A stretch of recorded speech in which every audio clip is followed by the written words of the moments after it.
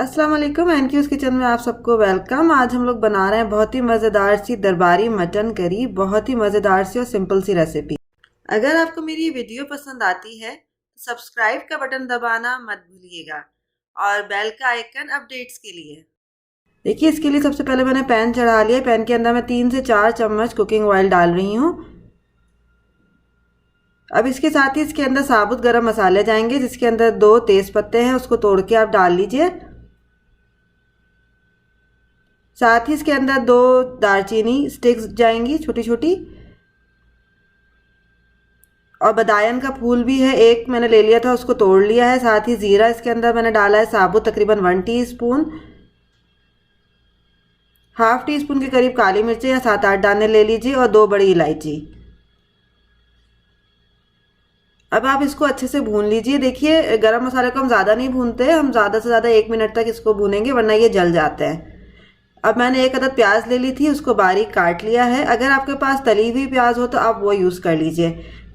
मैं जो हूँ ये साबुत प्याज ले रही हूँ और फ्रेश प्याज ले रही हूँ, और उसको मैंने बारीक सा काट लिया है। अब इसको मैं फ्राई करूँगी। अच्छा, फ्राई करने की एक टिप है कि आप इसको बिल्कुल स्लो आंच पे जो है वो फ्राई करें। अगर आप इसको तेज़ आंच पे फ्राई करेंगे तो प्याज आपकी ऊपर से तो लगेगा कि ये फ्राई हो गई है, लेकिन अंदर से जो है वो कच्ची रह जाएगी। तो स्लो आंच पे आपको उसको फ्राई करना है और गोल्डन ब्राउन सा करना है। देखिए, ब्लैक नहीं करना है, गोल्डन ब्राउन सा आपको इसको करना है। तो प्याज आपकी स्लो आंच पे अच्छे से फ्राई हो गई है, अंदर से बिल्कुल जली भी नहीं है और थोड़ी कड़क सी भी है। अब हम इसके अंदर डाल देंगे तकरीबन 1.5 खाने का चम्मच अदरक लहसुन का पेस्ट, जिंजर गार्लिक पेस्ट। इसको हम अगेन भून लेते हैं तकरीबन 1-1.5 मिनट। देखिए, प्याज और अदरक लहसुन हमारा प्रॉपरली भुन गया है। अब इसके अंदर हम डालेंगे गोश्त को। मैं मटन का गोश्त ले रही हूँ, तकरीबन 375 ग्राम है। कोशिश करिएगा कि बगैर हड्डी का लें या मिक्स ले लें, लेकिन गोश्त ज़्यादा हो, हड्डी थोड़ी कम हो। अब आप इसको अच्छे से भूनें। अच्छा, बहुत से लोग ये कंप्लेन करते हैं कि मटन के गोश्त में जो है हीक आती है, स्मेल आती है। अगर आप उसको अच्छे से भून लेंगे इस स्टेज पर तो आपको कोई भी स्मेल नहीं आएगी। तो भुनाई बहुत ज़्यादा ज़रूरी है। ये देखिए, गोश्त का कलर जो है मेरा तब्दील हो गया। इस स्टेज पे इसमें हीट भी खत्म हो जाती है। अब इसके अंदर मैं टमाटर का पेस्ट डालूंगी। मैंने इसको फ्रीज करके रख लिया था। एक टमाटर ले लिया था, तकरीबन दरमियाने साइज का। अब इसको हम पकाएंगे तकरीबन 10 मिनट के लिए दरमियानी आंच पे। अब इसके अंदर हम मसाले डालेंगे। 1.5 टीस्पून रेड चिली पाउडर यानी लाल पिसी मिर्च, 1 टीस्पून इसके अंदर जाएगा पेपरिका पाउडर यानी कि देगी मिर्च।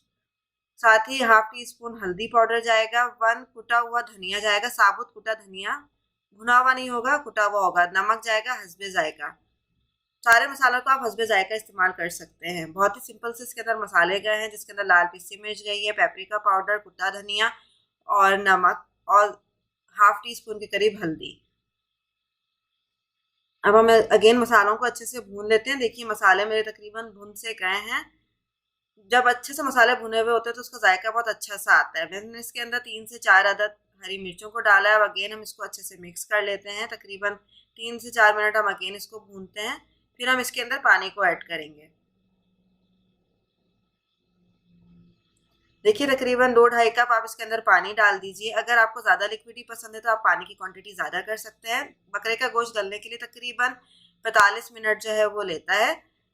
तो अगर आपको बीच में लगे कि पानी की क्वांटिटी कम है तो आप पानी की क्वांटिटी को बढ़ा भी सकते हैं कि गोश्त आपका अच्छे से गल जाए। देखिए, तकरीबन 45 मिनट हो गए हैं, मेरा गोश्त जो है वो प्रॉपरली गल गया है।